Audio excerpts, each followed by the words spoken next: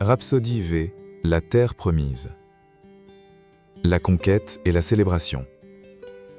L'heure était venue. Cette génération, née dans le désert, façonnée par l'épreuve et le feu, était prête à franchir le seuil de la promesse. Face au majestueux Jourdain, les eaux s'arrêtèrent, comme elles l'avaient fait dans la mer Rouge, et le peuple passa à sec. Ils n'étaient plus des esclaves fugitifs, mais des héritiers du royaume. 12 pierres, dressées dans le lit à sécher, scellèrent le moment comme un mémorial éternel, afin que vous n'oubliiez jamais. Mais la terre promise ne serait pas livrée sans bataille. Jéricho, avec ses murailles imposantes, semblait imprégnable. Cependant, la victoire ne viendrait pas par le fil de l'épée, mais par l'obéissance silencieuse et la puissance du ciel. Pendant 7 jours, ils marchèrent autour de la ville, et au son final des trompettes, les murs tombèrent, devant la force invisible du Très-Haut. Une fois arrivé à Sichem, le peuple se divisa entre 2 monts, Ébal et Garizim.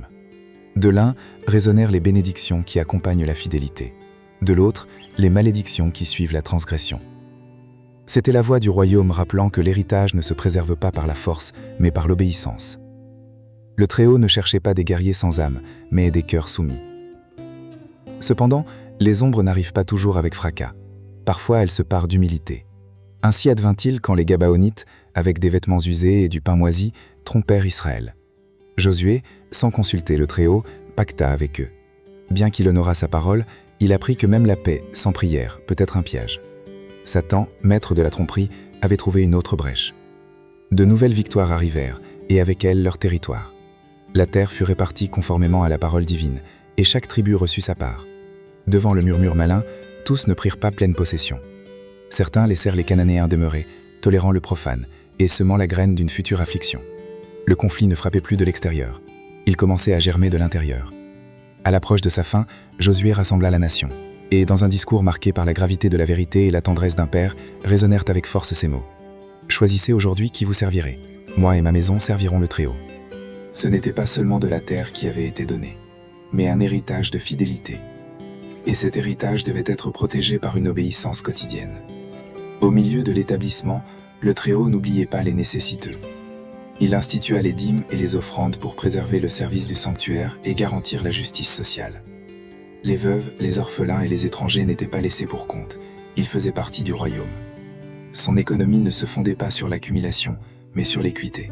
Chacun devait être soigné comme héritier de la même promesse, et pour ancrer la mémoire collective, il établit les fêtes sacrées. 3 congrégations annuelles où le peuple rencontrait son roi. Chaque célébration signalait le passé rédempteur, le présent consacré et le futur glorieux. C'était plus que des rituels, c'était des encres du temps qui rappelaient que tout venait de lui et tout retournait à lui. Le peuple s'établit, les tentes furent remplacées par des foyers. Mais tandis que l'ordre fleurissait, les ombres faisaient de même. Elles ne surgissaient plus d'Égypte ou de villes ennemies, elles jaillissaient du cœur, où l'oubli commençait à obscurcir la fidélité. Le Très-Haut avait donné terre, loi, autel et chef. Mais le véritable héritage ne se mesurait ni en hectares ni en conquêtes, mais dans le choix de chaque jour. Se souvenir ou oublier, obéir ou se rébeller. Les trompettes de guerre s'étaient tues, mais le conflit restait vivant. Le royaume de lumière avait pris racine sur la terre, et les ténèbres ne se reposeraient pas.